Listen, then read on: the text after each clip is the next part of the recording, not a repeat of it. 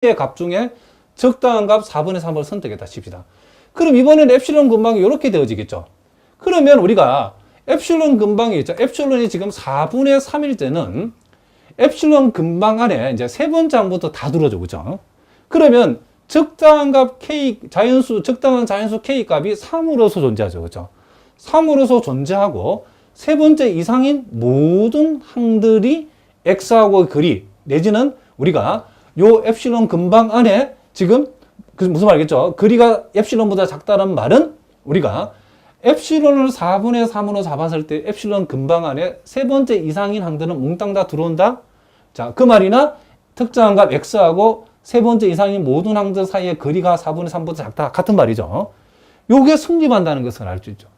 그럼 여러분들이 요 두 번째 항과 세 번째 항 사이의 값을 꼭 4분의 3이 아니더라도 어떤 다른 값을 엡실론 값으로 잡는다 하더라도 우리는 세 번째 이상인 모든 항들은 엡실론 근방항에 들어간다. 즉 이와 같은 틀 내지는 이 틀을 우리는 만족한다라고 얘기할 수 있겠죠. 그러면 같은 원리로 이번에는 엡실론을 자 12분의 7이라고 하는 것은 이제 3분의 2분의 1 사이 값이랍니다. 그럼 엡실론 근방을 이런 식으로 잡는다 했을 경우에는 네 번째 이상인 항들은 몽땅 다 엡실론 근방 안에 들어오기 때문에 이와 같은 엡실론 값에 대해서 이와 같은 부등식이 성립한다는 것은 무슨 말이겠죠? X의 엡실론 근방 안에 네 번째 이상인 모든 항들은 다 들어온다 그런 얘기죠. 자, 무슨 말이겠죠? 그럼 이런 식으로 계속 진행되다 보면 분명히 엡실론 값을 엄청나게 작은 값을 잡아보겠습니다. 1000만 분의 1을 잡았다 칩시다. 그러면 엡실론 값이 요 특정 값 X의 거의 그 근처에 딱 붙어 있겠죠.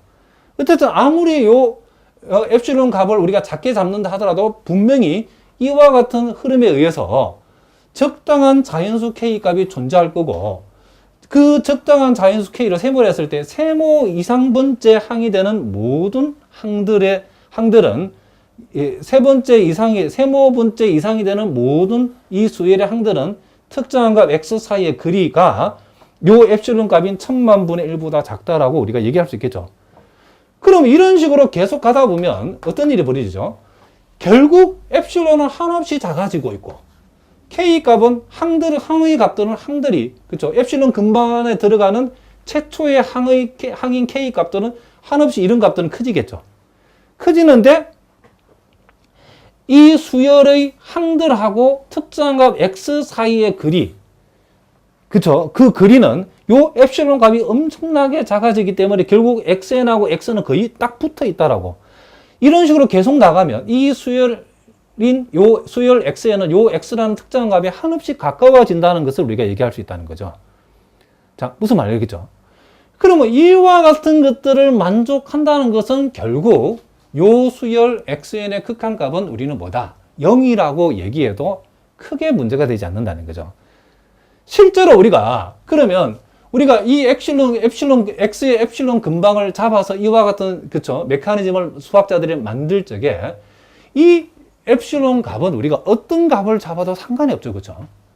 무슨 말이겠죠? 어떤 수열이 수렴하는 수열을 우리가 살펴봤더니 엡실론 값을 어떤 값을 잡는다 하더라도 우리가 그 엡실론에 대응하는 적당한 K가 존재하고 그 N이 K보다 크거나 같다 할 때, 즉 수열의 항이 K번째 이상이 되는 모든 항에 대해서 무슨 말이겠죠? 특정한 값 X하고 K번째 이상이 되는 항들 사이의 간격이 거리가 엡실론보다 작다를 우리가 만족시킬 수 있다는 것을 우리가 알 수 있다는 거죠. 그래서 수학자들이 이 수열의 수렴의 정의를 이런 식으로 했다는 거죠.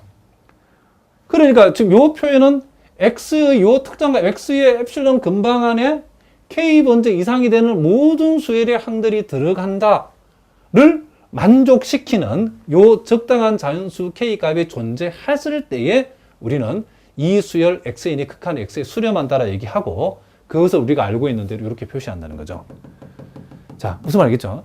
아마도 여러분들이 선생님이 요 설명을 들었을 때에 자, 보통 책에서는 이런 설명이 전혀 나오지 않기 때문에 여러분 선생님 설명을 잘 들으셔야 된답니다. 자, 여러분들 한 60% 정도만 이해하면 된답니다. 이제 구체적인 문제를 통해서 조금 더 연습하면 이제 계속 좀 감이 오겠죠. 이게 쉬운 내용은 아니랍니다. 자, 그래서 우리가 이 부분을 봅시다. 그럼 결국 우리는 이제 우리가 임의의 양수 엡실론에 대해서 이 엡실론을 어떻게 잡는다 하더라도